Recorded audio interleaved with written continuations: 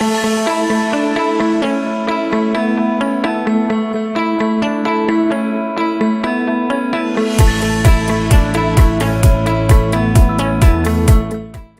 merci. Donc, je représente une association d'une petite région. Elle a été créée donc, dans notre 4e année. Elle a été créée à l'initiative du Conseil régional de l'Ordre des médecins. Elle a été appuyée par le comité de liaison interordre, donc avec les sages-femmes, les dentistes. Et on a monté cette association qui travaille depuis 4 ans. Cette association, elle a comme caractéristique de surtout fonctionner sur une écoute de tous les appelants soignants. Une écoute faite par un médecin 24 heures sur 24, 7 jours sur 7 depuis 4 ans. Et la réponse, d'abord c'est une écoute anonyme, c'est-à-dire qu'on dit bien aux gens que s'ils nous donnent leur nom c'est bien, mais sinon on les aidera de toute manière, donc on ne sait pas du tout qui nous appelle. Et cette écoute, elle se veut globale, aussi bien, c'est une écoute globale, et en plus dans les réponses elle est globale sur le biopsychosocial, c'est-à-dire qu'on a conçu un réseau pour avoir des réponses aussi bien organiques, donc avec des spécialistes, urologues, psychiatres, etc., qui peuvent répondre à nos... on peut réorienter les appelants vers ce réseau-là.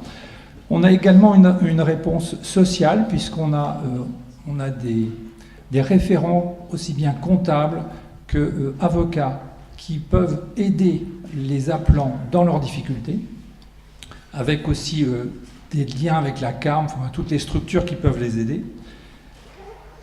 Et on a surtout développé le principe du médecin traitant de soignant, qui pour nous semble fondamental, c'est-à-dire qu'on essaie de promouvoir ça, et tous les soignants qui nous appellent, on leur donne un réseau de médecins généralistes qui sont leurs médecins traitants, et pour que ça marche bien, on a décidé qu'il fallait les former. Donc on a organisé depuis 3 ans, on est à 8 jours de formation, dont 4 sont en ligne, pour former un réseau de soignants correct, aussi bien pour les médecins généralistes que pour les autres spécialistes, les infirmières également, pour avoir un réseau de soins efficace pour prendre en charge immédiatement les gens. Alors on se confronte comme tous à une résistance, alors une résistance organisationnelle de la part des institutions qui nous voient toujours arriver d'un bon œil mais qui ont du mal à nous aider. Alors on a eu la chance de tomber aux URPS avec des gens qui nous ont aidés beaucoup plus que les autres, mais ce n'est pas le cas de toutes les institutions. Et l'autre résistance sur laquelle on travaille, c'est la résistance des propres soignants à appeler. Alors d'abord parce qu'ils ne savent pas, mais en plus parce que c'est compliqué. Souvent parce qu'ils sont déjà sollicités autour d'eux et qu'ils se sont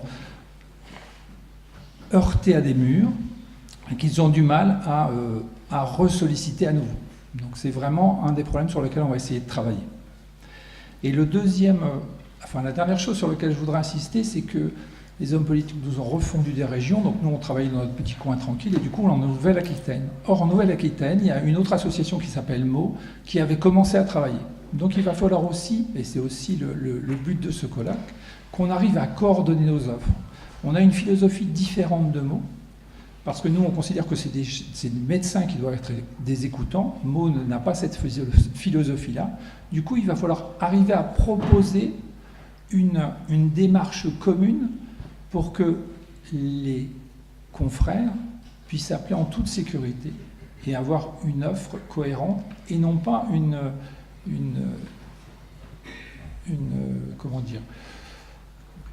course à l'échalote entre les associations. Merci de votre attention.